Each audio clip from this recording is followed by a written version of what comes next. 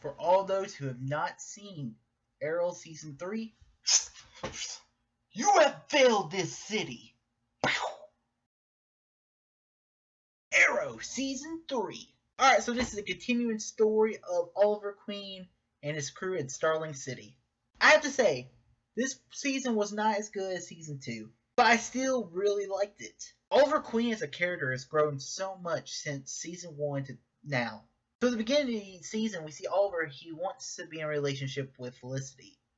But Felicity almost gets killed and he realizes, that's a normal life's not for me. I mean, who wouldn't want to be in a relationship with Felicity? No, really, who would not want to be in a relationship with Felicity? She's nerdy in all the right places. She's hot. And, yeah, I don't need to say anything else. So Oliver is really sad for the rest of the season because he can't be with Felicity. And Felicity goes with Ray Palmer. There's a great moment like episode 7 or 8, right before the crossover episode. He sees Ray Palmer and Felicity kissing. And he goes back to the Arrow Cave. And just hits the desk and was like, what the hell? And yeah, it sucks to be Oliver. That's the point of the season, though. The point of the season is Oliver doesn't know who he is anymore. And that's where the League of Assassins comes in. The League of Assassins are a bunch of group of assassins, all led by Ra's al Ghul.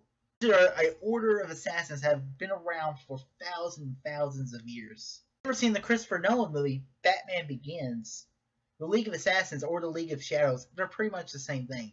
They're the main enemy this season. That's what's good about Arrow, though. They set up stuff very well. It all starts in episode 1 because Malcolm. This is why Malcolm's one of the best villains in TV right now. He has this mind control drug, which is awesome, and what the hell? Come on, really? This is on Thea. Thea kills Sarah. Malcolm has video proof that Thea killed Sarah. So it forces Oliver to challenge Ra's al Ghul into a duel.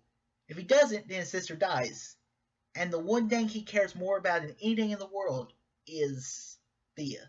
Now the League of Assassins are after Oliver and their crew. Ra's doesn't want to kill Oliver. He wants him to take his place. This is very similar to what you see in like the Batman the Animated Series. Ra's al Ghul wants Batman to take his place as a new race.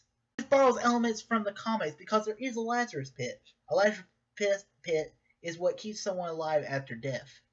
It allows Ra's to live past his ordinary life. And just further proof that Oliver or the Arrow is this world's Batman. Oliver has to join the League of Assassins because the League of Ra's pretty much destroys Oliver's life. He reveals to Captain Lance that he is the Arrow. He starts killing innocent people in Starling City. And they start this brainwashing thing of Oliver Queen. But he's really just faking it to destroy the League of Assassins from the inside. Oliver, he gets a cool League of Assassins name outside him, Heir to the Demon. He eventually does take out Ra's al Ghul. And guess who takes Raz's place? Not Oliver. Malcolm Merlyn. That's right, Malcolm Merlyn has become the new Ra's al Ghul. Damn it, Malcolm.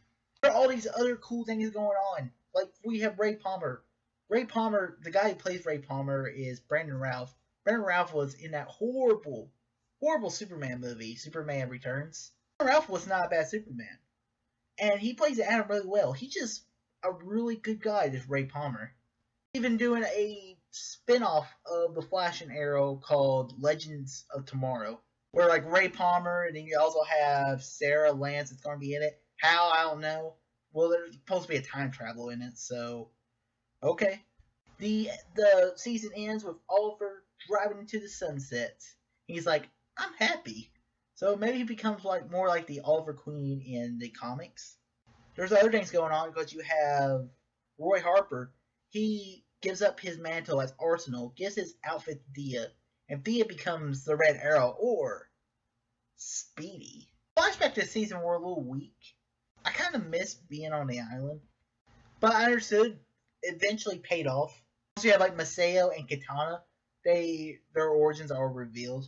Katana's like a supervillain in the DC movies, and she's supposed to be in the Suicide Squad movie. The question is, where are the flashbacks happen next? Because really, the point of the flashbacks is to get Oliver Queen to season 1.